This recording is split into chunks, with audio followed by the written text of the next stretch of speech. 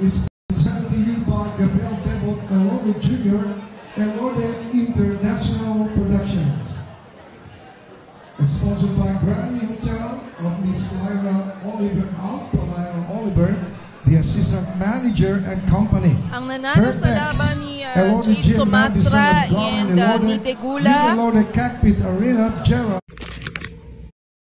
Garcia, Flora Niles. Ladies and gentlemen, this bout scheduled for 4 rounds in the light flyweight division. The 3 judges for this contest, Sonny Bernabet Sr., Alpi Jocoso, and Alianita. And when the bell rings, your referee in charge of the action, Gerald Tumelda. So ang nanalo sa laban ni Jade Sumatra and Daniel Degula is Jade Sumatra via unanimous decision. Yes. So again, I would like to say hello to our friends from Verano Boxing Club, partner there watching right now, sila Coach Jake, no? Oh, mga nami-miss ko yan eh. Mga solid friends natin yan. From Hong Kong, mga kaibigan from Verano Boxing Club.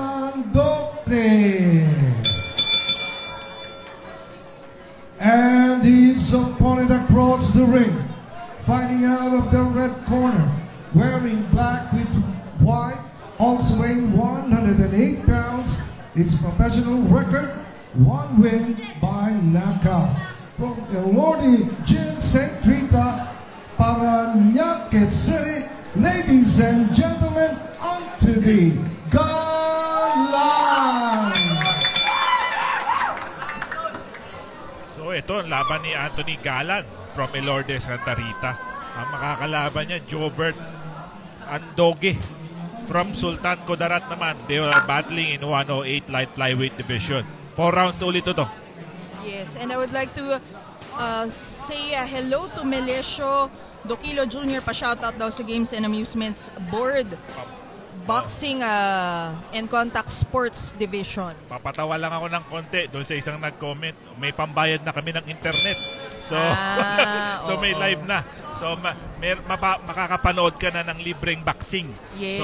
So I think minsan talaga yung iba walang pambayad para magpunta dito ng live. Yeah. Salamat pa rin at manonood ka pa rin sa live namin.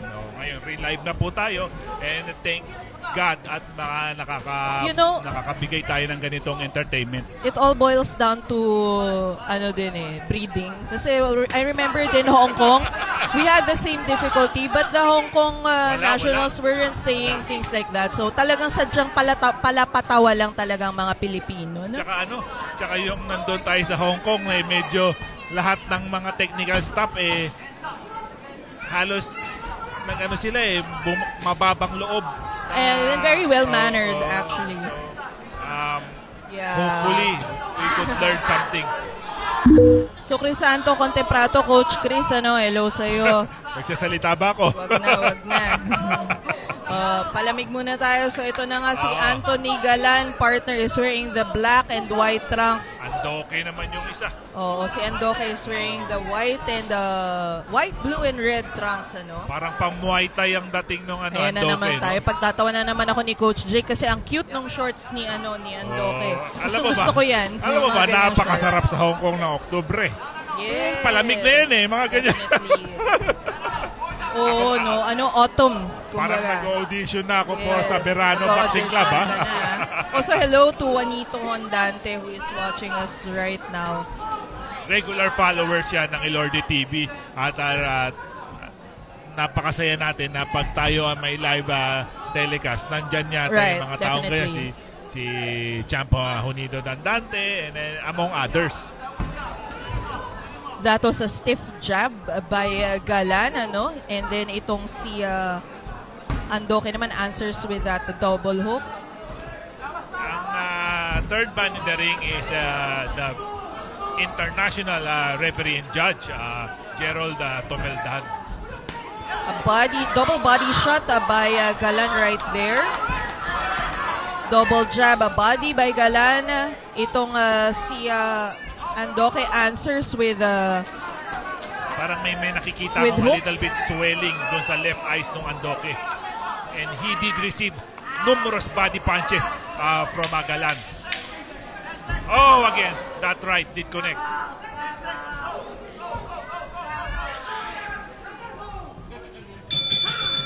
End of round number 1. That was the end of round 1. Again, if you want to know the order of the bouts, I have the bout list on my personal Facebook page, Rika Aquino-Uy. Hindi namin masabi exactly what time si Pabular kasi it really depends on... Pabular is the main event. So, most likely, mamaya may mga later on pa yan ng gabi, mga prime time. Right. Somewhere around 8 to 9 o'clock. Probably. That's the probability. Depending on how the fight goes, no? Lalo na kung maraming mga knockdown, TKO. So, susundin pa rin siguro yung proper time, block time for the main event. Yeah. Thank you, Gary Tamayo, for watching and for... My favorite, Tamayo. Yes, very humble. Good luck sa laban ni Gary. Alam ko lalaban siya sa South Korea. Pero mabigat yung timbang lightweight na. Lightweight. Here we go, partner. We are heading to the second round, ano? Itong si Anthony Galan is wearing the black trunks. Oh, that was a good jab straight to the body by Jobert Andoque of Sultan Kudarat. Parang malapit ka na sa Anthony Anton yun. Parang ganun, medyo. Parang medyo paborito mo na yung ganung mga pangalan, no? No, partner, sagutin mo ako. Oh, maganda talaga yung pangalan na Anton or Antonio. Antonio Luna, Antonio Molina, mga ano natin yan. Oh, ito, partner, no? Itong si Jobert Andoque, medyo nagkaroon siya ng, kumbaga, he felt that the first round slipped away from him, so he's trying to land a little more here on round 2, pero it all boils down to a clear target. Ang hirap din kasi when you're throwing punches and you don't have a clear target. There should be a target in front of you. Itong si Galan is successful in pinning Andoque to the corner. Talagang one lang ang purpose ng Galan. Try to hit you and try to knock you down.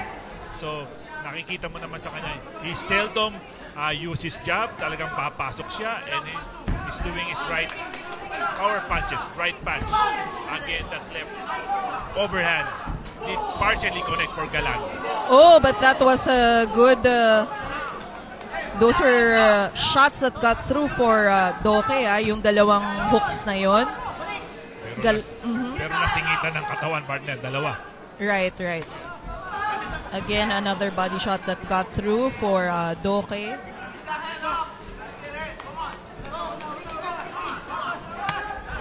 And body shot by Galan. I like how Galan places his body shots, no? Just parang ripping hook and then I like how he bends his body just to get that shot through. Tsaka parang short punches lang, partner. Right, but Doque, partner, turned the tables around, ano? Those were consecutive body shots and hooks landed by Jobert Andoque. Tsaka medyo mas malaki yung Andoque. He must take advantage of this length dapat, di ba? Hindi mo siya lumaban ng sabayan and maybe avoid staying in the corners, no? Yeah, definitely. There you have it. This is a more successful round for Andoque, partner, but Anthony Galan is not resting on his laurels, no? He's still... Actually, both boxer has their moments dito sa round na to. Right. Partner, natawa naman ako sa sinabi ni Coach Romanahan. Nasaan daw si Ronnie? Si Ronnie. Nandito si Ronnie, no? Oo. May headset siyang... Yeah. He's trying to help us resolve the internet problem. End of round number 2. Partner, no? Round number 2. Salamat talaga tayo. In the technology, you could not really control the technology. Yung internet, yung signal, I think, I'm not trying to belittle our country. Medyo pinakamababa yata tayo o isa tayo sa pinakamababa sa speed rate on regarding sa internet. So, konting pasensya lang tayo, mga kabayan.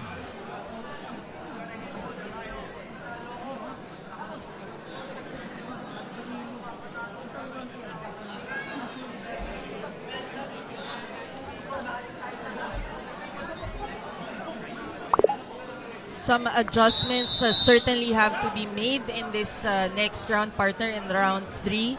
Because itong si Andoque is starting to land some significant shots. Ito namang si Anthony Galan, although he was quite successful in the first and second round, he doesn't want to be at the receiving end of those shots. So certainly, let's see how they adjust here in this round. Correct me if I'm wrong, Miss Rica.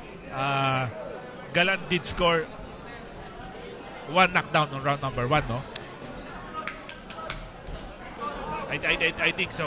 Yes. I think so, yung so isa. Slightly, itong si Anthony Galan is still a little bit ahead, So itong si Andoque must take the third round for sure and the fourth round if he wants to win this fight. And he is doing that right now. He's trying to use that left jab to frame Galan, but Galan answers. Oh, that upper did connect. Yeah. For Galan. Perfectly timed upper and then to the body. Andoque is down.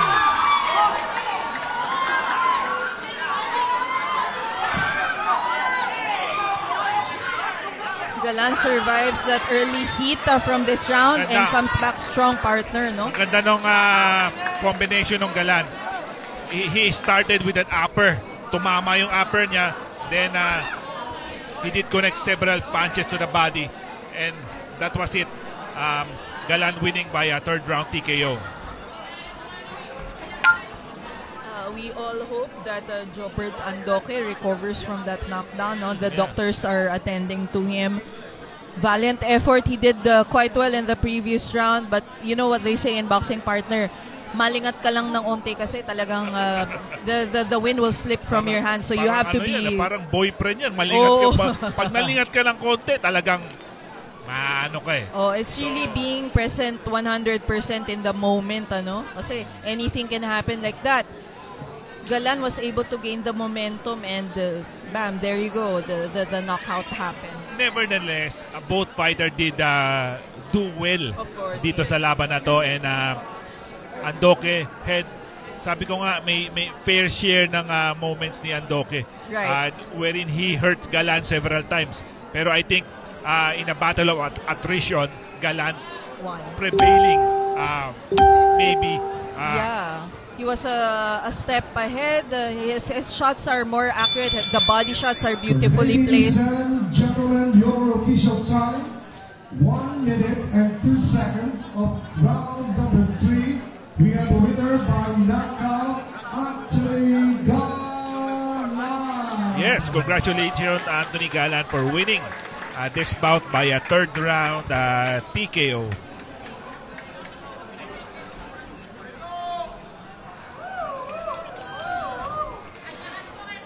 Okay, mga kaibigan natin dyan, salamat po for watching at saka dun sa